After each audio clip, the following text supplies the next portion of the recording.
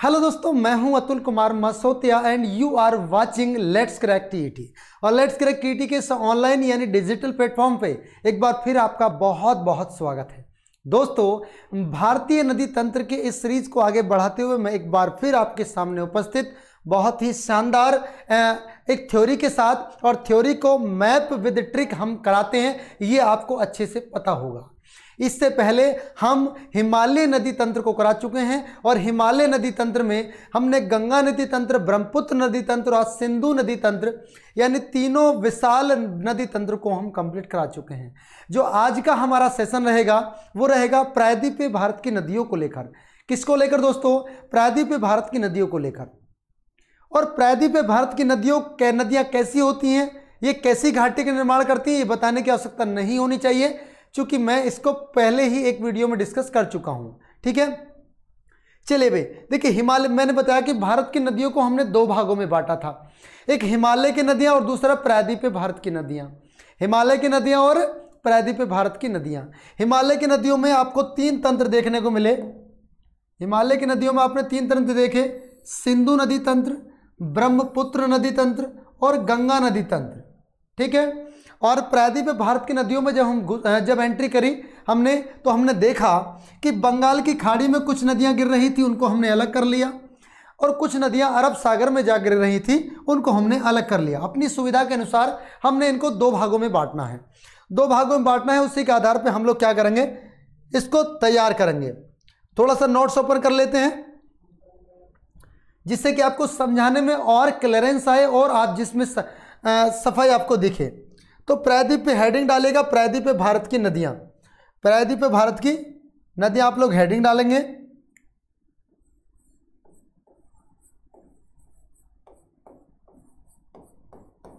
प्रायद्वीपीय भारत की नदियां।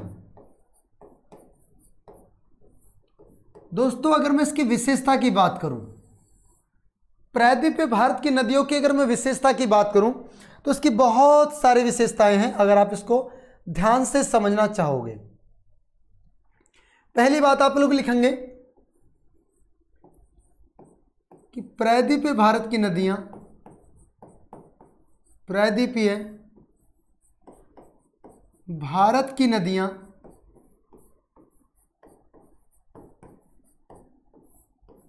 प्रायद्वीपीय भारत की नदियां अपनी प्रौढ़ अवस्था को प्राप्त कर चुकी हैं। अपनी कौन सी अवस्था को? प्रौढ़ अवस्था को प्राप्त कर चुकी हैं।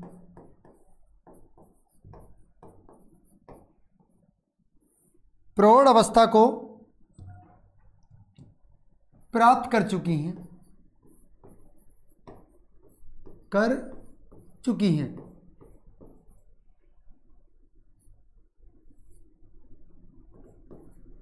इसको मैं एक मिनट रफी कर लूं। कौन सी अवस्था को प्राप्त कर चुकी है भाई? प्रौढ़ अवस्था को प्राप्त कर चुकी हैं, मतलब ये बूढ़ी हो चुकी हैं। मतलब क्या दोस्तों? ये बूढ़ी हो चुकी हैं।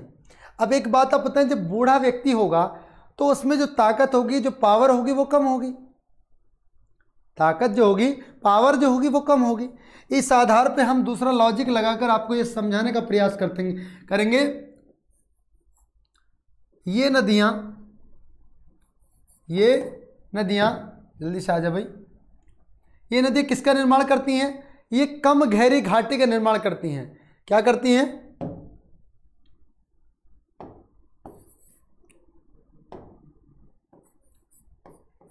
ये नदियां कम गहरी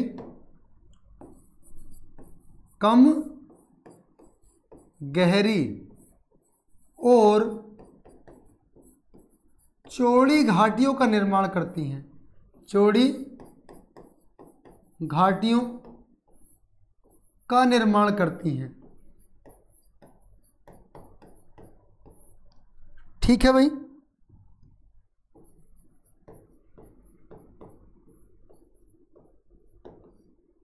आपको पता चला, एक तो एक कम गहरी और चौड़ी घाटियों का निर्माण करती हैं। कौन सी?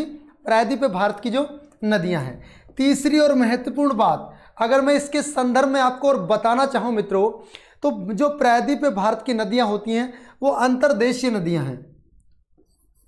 लिखिएगा, प्रायद्वीपीय भारत की नदियां, भारत की नदियां अंतर्देशीय नदियां हैं, अंतर्देशीय नदियां हैं जो केवल अपने ही देश में बहती हैं, अपने ही देश में बहती हैं, मतलब किसी और देश तक जाने का इनको मौका नहीं मिलता है। ये अंतर्देशीय मतलब सॉरी अंतर्देशीय नहीं कह सकते, इसको अंतरराज्य कहेंगे। नहीं, अंतर्देशीय ठीक है, देश के अंदर बहने वाली, ठीक है, देश के अंदर बहने वाली।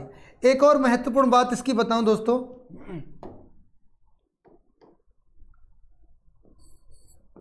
प्रायद्वीपीय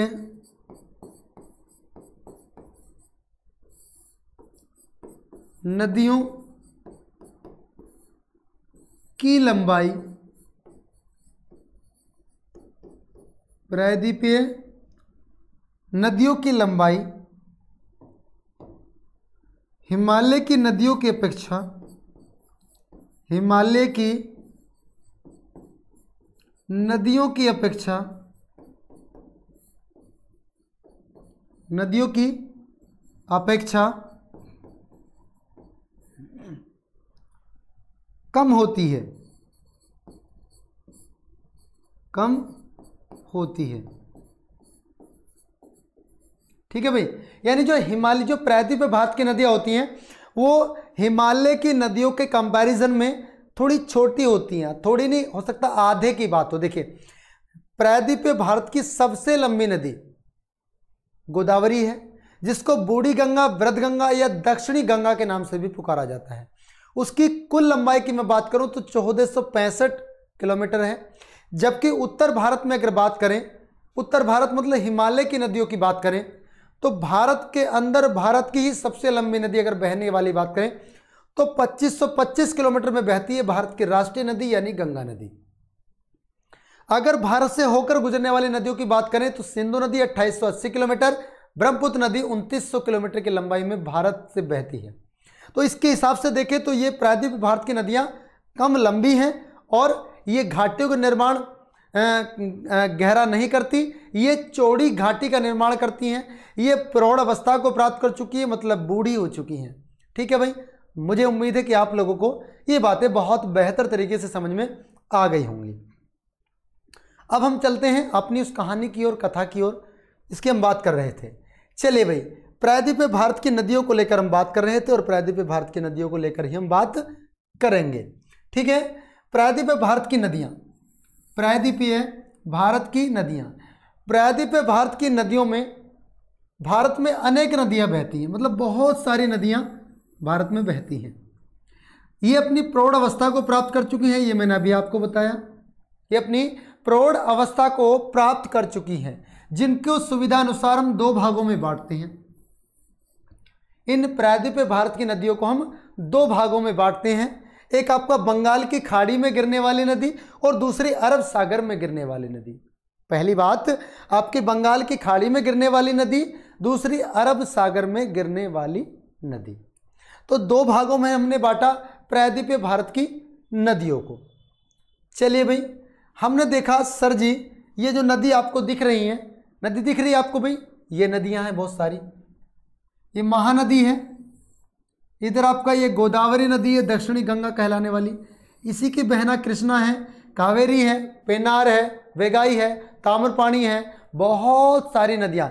इधर अगर बात करें तो लूनी नदी है, साबरमती नदी है, मांडवी नदी है, ताप्ती नदी है और नर्मदा नदी है। बहुत सारी नदियाँ आपको देखने को मिलेंगी।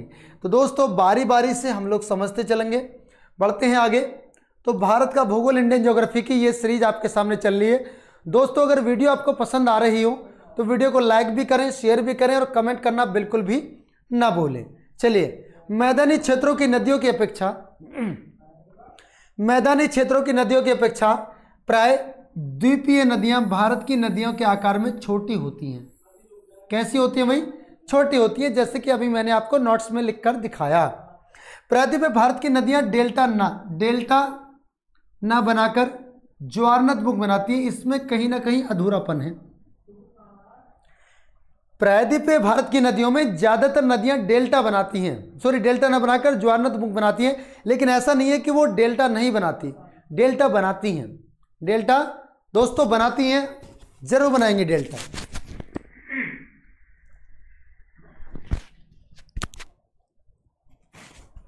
ठीक है भाई, बड़े आगे।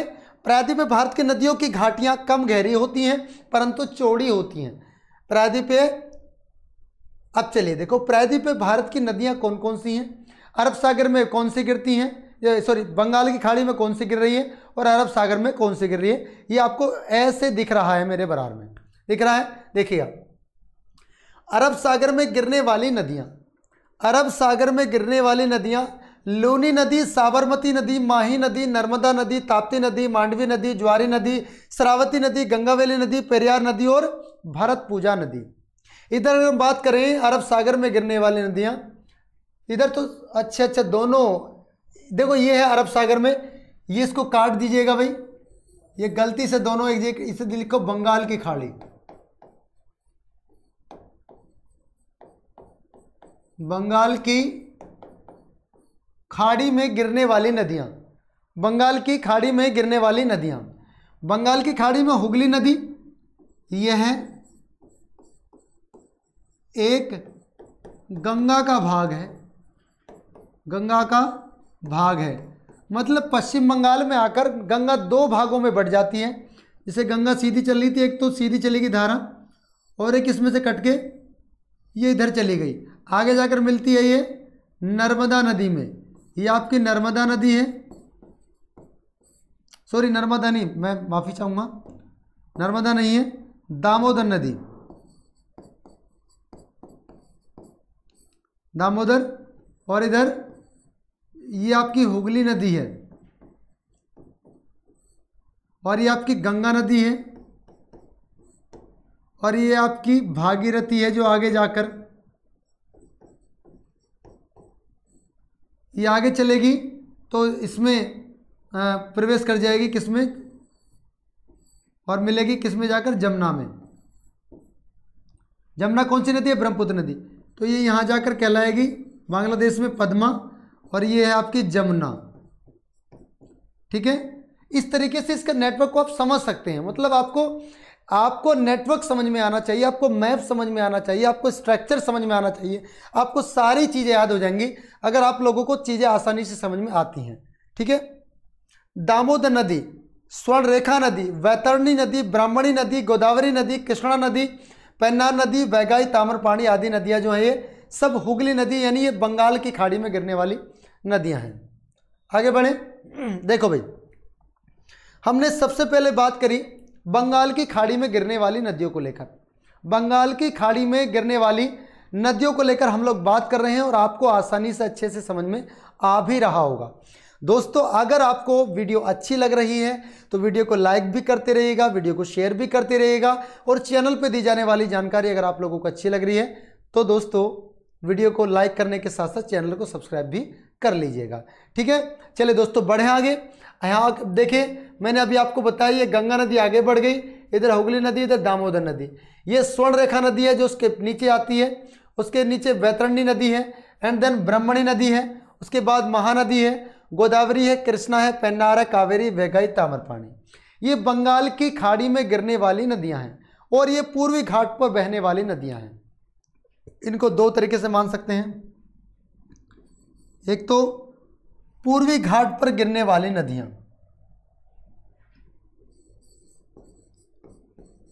पूर्वी घाट पर गिरने वाली नदियां, ये भैया पूर्वी घाट है, ये जो पूरा है ना ये पूर्वी घाट है। ये वाला अगर देखें तो ये पश्चिमी घाट है। पश्चिमी घाट को जैव विविधता के लिए जाना जाता है। और ये आपका पूर्वी घाट है, ये वाला, ये पूर्वी घाट है। इसको हम दोस्तों कोरमंडल भी कहते हैं, इसको हम कोरोमंडल भी कहते हैं।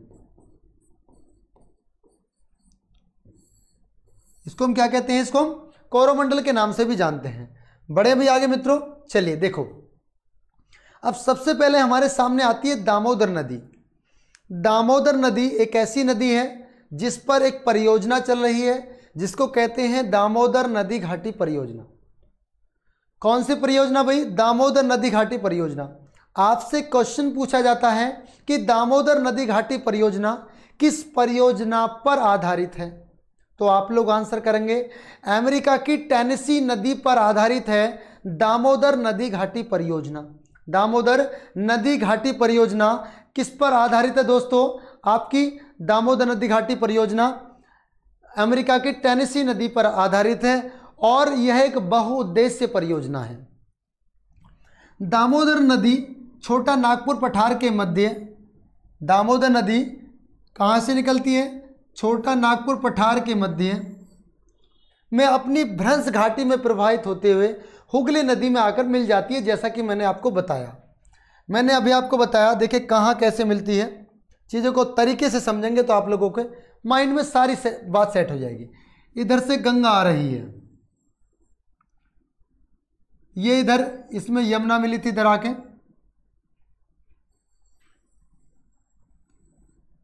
ये आपकी यमुना नदी है।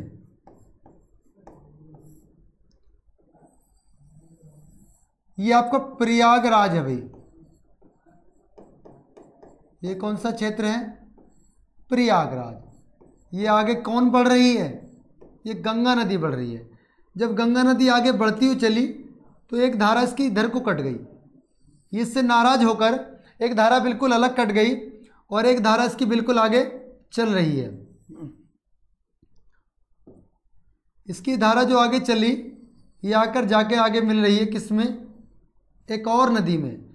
तो दोस्तों मैंने अभी आपको बताया, एक अच्छी तरह से समझाया, जो ये नदी है, ये नदी आपकी हुगली नदी। कौन सी नदी भाई? हुगली नदी। अब इसी में ही एक इधर से नदी बहती हुई आ रही है, एक नदी बहती हुई आ रही है इधर से, ठीक है। एक नदी बहती हुई आ रही है जो अपना जल कहाँ गिराएगी? बंगाल की खाड़ी में अपना जल जाकर गिराएगी, बंगाल की खाड़ी में। बंगाल की खाड़ी में अपना जल जाकर ये गिराने वाली है। तो ये नदी कौन सी है सर जी? ये नदी है दामोदर नदी। दामोदर दास किसका नाम है? आप लोगों को पता होगा, वर्तमान प्रधानमंत्री जी के पिताजी का नाम है, ठीक है। ये हुगली नदी और ये आपकी है भागीरथी।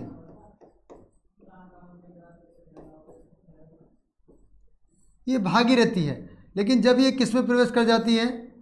ये आपकी बांग्लादेश में प्रवेश करेगी।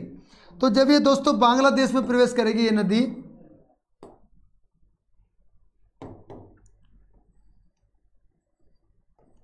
इधर से आती हुई एक नदी में इसकी मुलाकात हो जाएगी, इधर से आती हुई एक नदी में इसकी मुलाकात होगी, इसमें एक और नदी की मुलाकात होगी, ठीक है। और अपना जल जाकर ये सुंदरवन का डेल्टा बनाएगी, बहुत ही सुंदर सा डेल्टा, सुंदरवन का डेल्टा यहाँ आकर बनाएगी, जिसको बोला जाएगा सुंदर वन का डेल्टा, ठीक है। ये आपकी मेघना नदी है, ये आपकी जमुना नदी है, ठीक है। तो मुझे उम्मीद है कि सारा जो नेटवर्क है ना आपको समझ में आ रहा होगा अच्छे से। ये सारा नेटवर्क आपको जिस पे जगह जगह पर बांध बने हुए हैं, इस पर बहुउद्देश्य परियोजना बनी हुई है, ठीक है भाई। तो क्लियर हुआ? मुझे उम्मीद है कि आप लोगों को पूरा नेटवर्क अच्छे से समझ में आ गया होगा। चलो भाई देखें, बड़े आगे देखिए। अब आगे देखो स्वर्ण रेखा नदी, पहले इसी को पढ़ लो। दामोदर नदी घाटी प्रवाहित होती है, हुगली नदी में मिल जाती है और दामोदर नदी प्रत्यक्ष रूप से बंगाल की खाड़ी में जल न गिराकर हुगली नदी के माध्यम से अपना जल बंगाल की खाड़ी में गिरा देती है।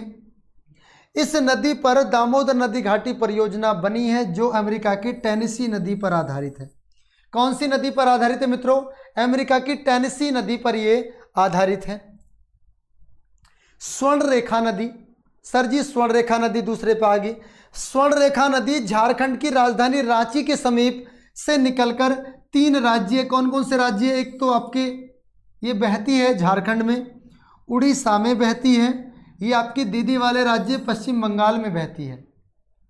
3 राज्यों से होकर यानी प्रवाहित होती हुई उड़ीसा के तट पर अपना मुहाना बनाती है। उड़ीसा के तट पर अपना मुहाना बनाती है और झारखंड का एक प्रमुख शहर जमशेदपुर स्वर्ण रेखा नदी के तट पर बसा है।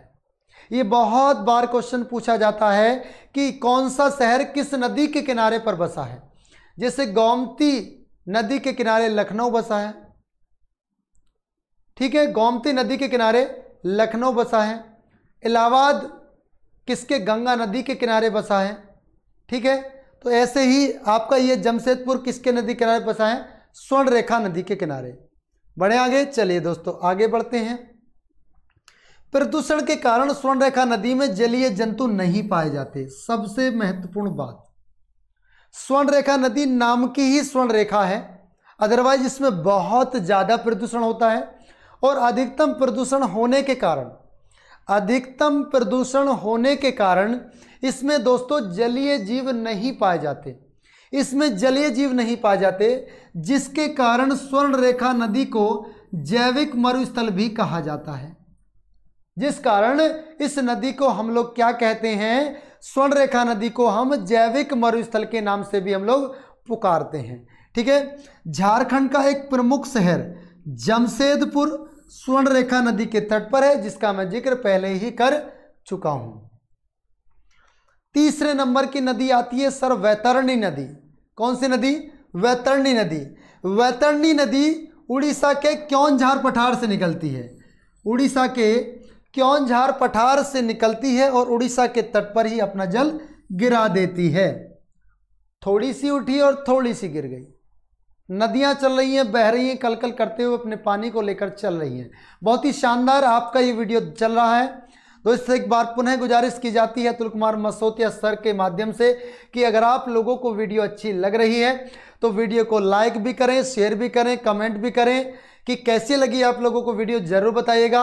और अगर चैनल पे दी जाने वाली जानकारी आप लोगों को अच्छी लगती है तो दोस्तों चैनल को भी सब्सक्राइब कर लीजिएगा, ठीक है।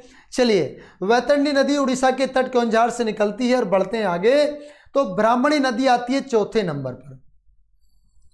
ये ब्राह्मणी नदी आ रही है चौथे नंबर पर और ब्राह्मणी नदी रांची के समीप से निकलती है और उड़ीसा के तट पर अपना मुहाना बनाती है। उड़ीसा के तट पर अपना मुहाना बनाती है। छोटा नागपुर पठार से 3 नदियां, छोटा नागपुर के पठार से 3 नदियां, जिसमें आपको दामोदर नदी है, स्वर्ण रेखा नदी है और ब्राह्मणी नदी निकलती हैं। छोटा नागपुर के पठार से निकलने वाली नदियां अगर आपसे एग्जामिनर पूछ ले तो आप लोगों को आंसर देना है दामोदर नदी निकलती है, स्वर्ण रेखा नदी निकलती है और ब्राह्मणी नदी निकलती है। जबकि वैतरणी नदी छोटा नागपुर पठार से न निकलकर क्योंझार पठार से निकलती है, जिसका मैंने अभी आपके सामने जिक्र किया और आप लोगों को ये अच्छे से समझ में आ भी गया होगा। ओके भाई, बढ़े आगे। चलिए दोस्तों, महानदी, अब बात आती है महानदी की। महानदी की एक महानदी है, एक है माही नदी। माही मैनू छड्डियो ना कि तेरे बिन दिल नहीं लगना। तो अगर माही शब्द आ रहा है तो आपको पश्चिमी घाट जाना पड़ेगा, आपको गुजरात लूनी के आसपास जाना पड़ेगा। लेकिन अगर महानदी पूछ रहा है तो पूर्वी घाट पर ही रहना पड़ेगा, क्योंकि महानदी पूर्वी घाट की ओर को बहने वाली नदियां हैं, जबकि माही नदी पश्चिम की तरफ को बहने वाली नदी है। महानदी छत्तीसगढ़ के दंडकारण्य पठार, महानदी छत्तीसगढ़ के दंडकारण्य पठार से निकलती है और उड़ीसा के कटक शहर के पास अपना डेल्टा बनाती है। उड़ीसा के कटक शहर के पास अपना डेल्टा बनाती है और छत्तीसगढ़ में महानदी घाटी को छत्तीसगढ़ बेसिन कहते हैं। क्या कहते हैं? उड़ीसा में इसको क्या कहते हैं, छत्तीसगढ़ में इसको छत्तीसगढ़ का बेसिन कहते हैं। और छत्तीसगढ़ के बेसिन को हम धान के उत्पादन के लिए जानते हैं। छत्तीसगढ़ बेसिन को हम धान के उत्पादन के लिए जाना जाता है, और जिस कारण मित्रों हम उसको धान का कटोरा कहते हैं। छत्तीसगढ़ बेसिन को धान का कटोरे के नाम से भी हम लोग पुकारते हैं। अगर चीनी का कटोरा आपसे पूछ लिया जाए तो उत्तर प्रदेश होता है।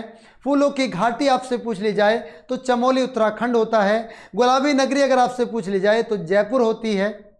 अगर इत्र नगरी आपसे पूछ ली जाए तो कौन सा शहर है उत्तर प्रदेश का, ये आप कमेंट बॉक्स में बताएंगे, जहां पर बहुत सारे बड़ी मात्रा में फूल आते हैं। बढ़े आगे। अब आती है दक्षिण भारत की सबसे लंबी नदी। अब आपके सामने मैं जिक्र करने वाला हूं एक ऐसी नदी का जो दक्षिण भारत की सबसे लंबी नदी है, तो गोदावरी नदी का हम लोग जिक्र करेंगे। 6 नंबर पे आ रही है गोदावरी नदी।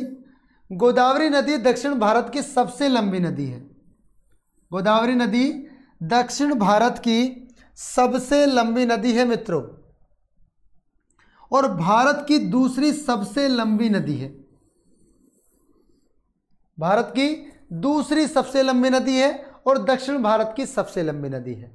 इसकी लंबाई 1465 किलोमीटर है। मैंने आपको बताया था सेशन के स्टार्ट करने पर ही। गोदावरी नदी को दक्षिणी गंगा, गोदावरी नदी को हम लोग दक्षिणी गंगा के नाम से पुकारते हैं। गोदावरी नदी को हम लोग बूढ़ी गंगा या वृद्ध गंगा के नाम से भी हम लोग पुकारते हैं।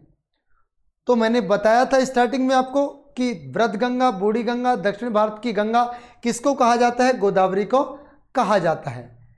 ठीक है भाई, बढ़ते हैं आगे। गोदावरी नदी महाराष्ट्र में, गोदावरी नदी महाराष्ट्र में पश्चिम घाट पहाड़ी पर स्थित नासिक के त्रंबिक नामक स्थान से निकलती है। त्रंबिक नामक स्थान से निकलती है और 3 राज्य, एक तो महाराष्ट्र, एक आपका तेलंगाना और एक आपका आंध्र प्रदेश, इन 3 राज्यों से होकर गुजरती है, प्रवाहित होती है। गोदावरी नदी की सहायक नदियाँ, गोदावरी नदी की सहायक नदियाँ इस प्रकार हैं जो मैं आपको दिखा रहा हूँ। कौन कौन सी है भाई, एक तो प्रवरा इसकी सहायक नदी है, पूर्णा नदी इसकी सहायक नदी है, वैनगंगा है, प्राणहिता है, इंद्रावती है और पैनगंगा भी है। वैनगंगा, पैनगंगा, प्राणहिता, इंद्रावती, प्रवरा और आपकी मंजीरा इसकी सहायक नदियों में आती हैं। ये सभी क्या हैं, इनकी सहायक नदियां हैं। मतलब ये दक्षिण भारत की एक लंबी नदी की गिनती तो होती है और इनकी सहायक नदियां भी बहुत सारी हैं। प्रवरा, पूर्णा, वैनगंगा और प्राणहिता, इंद्रावती और मंजीरा, इनमें से सभी नदियां उत्तर की ओर से प्रवाहित होती हैं। ये गलत बता दिया थोड़ा सा यहाँ पर, क्योंकि इसमें जो मंजीरा नदी है, मंजीरा नदी उत्तर की ओर से प्रवाहित नहीं होती, यह आपकी दक्षिण की ओर से प्रवाहित होकर गंगा नदी में आकर मिलती है। ठीक है। वैनगंगा नदी, वैनगंगा नदी गोदावरी नदी की सबसे बड़ी, सबसे लंबी सहायक नदी है। वैनगंगा नदी गोदावरी नदी की सबसे लंबी और सहायक नदी है। इंद्रावती नदी उड़ीसा के बस्तर के पठार, इंद्रावती नदी उड़ीसा के बस्तर के पठार से निकलकर छत्तीसगढ़ राज्य में प्रवाहित होते हुए पूर्व की ओर तेलंगाना राज्य में गोदावरी नदी में जाकर मिल जाती है। पूर्व की ओर जाकर गोदावरी नदी में मिल जाती है। मतलब ये क्या है कि ये नदी भी किसकी सहायक नदी है, गोदावरी की सहायक नदी है। ठीक है, क्लियर हुआ सभी का। भाई दोस्तों, एक बार आपसे फिर पुनः गुजारिश करते हैं कि अगर आप लोगों को वीडियो अच्छी लग रही है तो वीडियो को लाइक भी करिएगा, शेयर भी करिएगा, कमेंट भी करिएगा। मतलब आप लोगों को हर वो काम करना है जिससे हमें ऐसा लगे कि बच्चों ने हमें तनख्वाह दे दी, आपसे कोई फीस नहीं ले रहे, आपसे कोई चार्जेस नहीं लिया जा रहा है इस वीडियो का। We are providing this content in free of cost. Okay, चलिए, कृष्णा नदी का आता है जिक्र, तो कृष्णा नदी का जिक्र आता है तो कृष्णा नदी के बारे में हम लोग चर्चा करेंगे। देखिए, कृष्णा नदी दक्षिण भारत की दूसरी सबसे लंबी नदी, दक्षिण भारत की दूसरी सबसे लंबी नदी कौन सी है, कृष्णा नदी। कृष्णा नदी, कृष्णा नदी महाराष्ट्र के पश्चिम घाट पर्वत पर महाबलेश्वर की चोटी से निकलती है और 4 राज्य है, कौन कौन से, महाराष्ट्र, कर्नाटक, तेलंगाना और आंध्र प्रदेश से प्रवाहित होती हुई कृष्णा नदी विजयवाड़ा के निकट डेल्टा बनाती है और कृष्णा नदी तथा गोदावरी नदी का डेल्टा आपस में मिल जाता है। मतलब गोदावरी नदी और कृष्णा नदी दोनों आपस में कोली भरकर खूब जोर से रोती हुई अपना जल कहाँ गिराती हैं, अपने सारे आंसू कहाँ बहा देती हैं, बंगाल की खाड़ी में। ठीक है दोस्तों, चलिए मुझे उम्मीद है कि आप लोगों को सेशन अच्छा लग रहा होगा, वीडियो अच्छी लग रही होगी। वीडियो अगर अच्छी लग रही है तो वीडियो को लाइक भी करिएगा, शेयर भी करिएगा और कमेंट करके जरूर बताइएगा कि वीडियो में आपको दिया गया कंटेंट कैसा लगा, क्योंकि आपके द्वारा करे गए कमेंट में हम आपको जवाब देंगे। ठीक है, चलिए बढ़ते हैं आगे। आंध्र प्रदेश के तट पर, आंध्र प्रदेश ये वही वाला क्षेत्र है जहां आपको देखने को मिलेगा श्रीहरिकोटा सतीश धवन अंतरिक्ष प्रक्षेपण केंद्र। ठीक है, आंध्र प्रदेश के तट पर कृष्णा नदी और गोदावरी नदी का डेल्टा मध्य कोलेरू झील बनती है। कौन सी झील बनती है भाई? कोलेरू झील बनती है। कृष्णा नदी की सहायक नदियों की अगर मैं बात करूं तो आपका तुंगभद्रा है, घाट प्रभा है, माल प्रभा है, दूध गंगा है, पंचगंगा है, भीमा है और कोयना है और मोसी है। मोसी, भीमा, कोयना, तुगबा, घाट प्रभा, दूध गंगा, घटना, ये सब किसकी सहायक नदियां हैं? ये कृष्णा की सहायक नदियां हैं। कृष्णा और गोदावरी दोनों सहायक संयुक्त डेल्टा बनाती हैं। तुंगभद्रा नदी पश्चिमी घाट पर्वत से दो धाराओं में निकलती है, एक तो तुंगा और भद्रा। तुंगा और भद्रा दो धाराओं में निकलती है। आंध्र प्रदेश की राजधानी हैदराबाद, आंध्र प्रदेश की जो राजधानी है हैदराबाद, वो मूसी नदी के तट पर है। अरे वाह गुरुजी, आपने तो एक और क्वेश्चन तैयार कर दिया। भाई ऐसे ही तैयार करता रहूंगा। मैंने बताया आपको कि जमशेदपुर स्वर्णरेखा नदी के किनारे स्थित है। गोमती नगर के किनारे, गोमती नदी के किनारे आपका लखनऊ शहर आता है, नवाबों का शहर, कबाबों का शहर, कबाब भी वहां के बहुत ज्यादा प्रसिद्ध हैं। ठीक है, हिंडन नदी के किनारे गाजियाबाद शहर आपका आता है। यमुना नदी के किनारे भारत की राजधानी दिल्ली आती है। ये भी आपको पता होना चाहिए। ठीक है, आगे बढ़ते हैं। पेन्नार नदी, सर जी पेन्नार नदी कैसी है? इसका तो नाम पहली बार सुना है, हमने तो पता ही नहीं था कि इस नाम की भी नदी है। बहुत पैनी है, बहुत तेज है। पेन्नार नदी पूर्व की ओर बहने वाली एक नदी है जो आपकी पूर्वी घाट यानी कोरोमंडल तट पर बहने वाली नदियों में से एक है। यह नदी कृष्णा नदी और कावेरी नदी के मध्य से प्रवाहित होकर बहती है। कहां से होकर बहती है? यह नदी कावेरी नदी और गोदावरी, कृष्णा नदी, दोनों नदियों के बीच से होकर बहती है। पेन्नार नदी आपकी आंध्र प्रदेश में प्रवाहित होने वाली महत्वपूर्ण नदी है। पेन्नार नदी कर्नाटक में कोलार नामक स्थान से निकलती है। कहां से निकलती है मित्रों? पेन्नार नदी कर्नाटक में कोलार नामक स्थान से निकलती है और आंध्र प्रदेश में अपना मुहाना बनाती है। आंध्र प्रदेश में क्या करती है दोस्तों? अपना मुहाना बनाती है और कह देती है कि ले जा इस जल को, हे बंगाल की खाड़ी, ले जा इस जल को और दे देना हिंद महासागर को जाकर, और कह देना भारत की एक नदी ने तुझे जल दिया है। ठीक है, जाओ। ये सारी नदियां पूर्व की ओर बहती हैं। बड़े आगे चलिए अब बात कर लेते हैं जो दक्षिण भारत की बहुत ज्यादा पवित्र नदी मानी जाती है, कावेरी नदी। ऐसा माना जाता है कि दक्षिण भारत के लोग ये कहते हैं कि गंगा नदी में 20 बार नहाने पर और कावेरी नदी में 1 बार नहाने पर पाप धुल जाते हैं। लेकिन यहाँ खड़े अतुल कुमार मसौतिया सर दोनों बातों को नकारते हुए कहते हैं कि पाप गंगा नदी में नहाने से नहीं धुलेंगे। पाप तो भैया पुण्य करने से धुलेंगे, उसके बदले में कुछ ना कुछ अच्छा कर्म करना पड़ेगा, वरना नालायको गंगा में नहीं, तुम कहीं जाके स्वर्ग की कोई नदी बहरी हो ना, उसमें जाके नहा लेना, तुम्हारे पाप धुलने वाले नहीं है, क्योंकि तुम पापी हो। तो मैं नहीं बोल रहा हूँ मैं बच्चों के आप, ये उन लोगों के लिए कह रहा हूँ जो वाकई पापी हैं, जो दुनिया सुबह से शाम तक पाप करते हैं, फिर कहते हैं राम राम राम राम राम राम राम राम राम राम राम राम राम, माफ करना माफ करना माफ करना, तौबा तौबा तौबा, तो ऐसे शब्दों का प्रयोग करते हैं। हे अल्लाह माशाल्लाह, पता नहीं कैसे के शब्दों का प्रयोग करते हैं यार। क्यों पाप करते हैं, क्यों? अगर आपको पाप करने से इतना डर लगता है तो पापी हो, पाप करते क्यों हो? चलिए भाई कोई बात नहीं। कावेरी नदी कर्नाटक में पश्चिमी घाट पर्वत के पुष्पगिरी या दोस्तों इसको ब्रह्मगिरी पहाड़ी के नाम से भी जानते हैं, जहां से ये निकलती है। 2 राज्य कर्नाटक और तमिलनाडु में प्रवाहित होती है।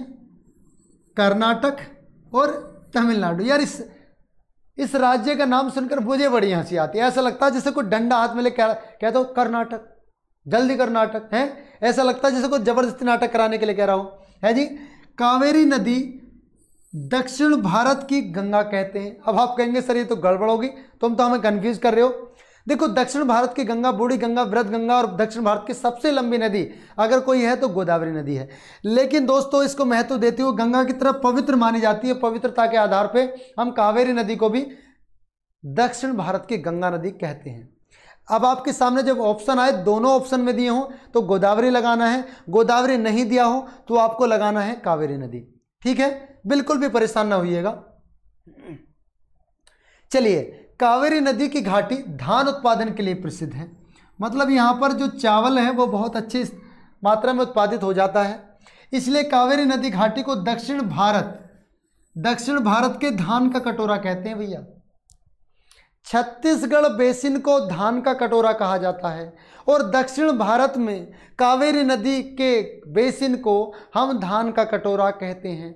चीनी का कटोरा उत्तर प्रदेश को कहते हैं। ठीक है भाई। कावेरी नदी का जल ग्रहण क्षेत्र 4 राज्यों यानी तमिलनाडु, कर्नाटक, केरल और आंध्र प्रदेश।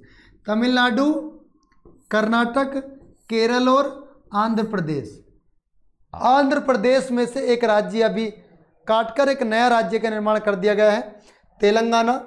तमिलनाडु भारत का सबसे दक्षिणी राज्य है। अगर मैं तमिलनाडु के देखिए, यहाँ जो आप देखोगे कुछ इस प्रकार, तो ये आपको ये वाला क्षेत्र जो है ये तमिलनाडु है भाई। अच्छा, कुछ ज़्यादा लंबा हो गया है, चलो कोई बात नहीं, हल्का कम कर लेते हैं इसको। देखो ये तमिलनाडु है, इसको TN लिख रहा हूँ। तमिलनाडु का जो सबसे नीचे वाला पॉइंट है, कौन से वाला भाई? सबसे जो नीचे वाला पॉइंट है वाला, इसी को कहा जाता है कन्याकुमारी। क्या कहा जाता है? कन्याकुमारी। ये 8 डिग्री 4 मिनट उत्तरी अक्षांश पे पड़ता है भैया।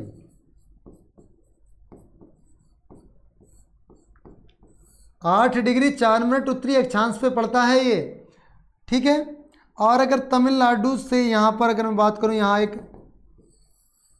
एक और है SL मतलब श्रीलंका, यहाँ पर पड़ता है पम्बन ब्रिज।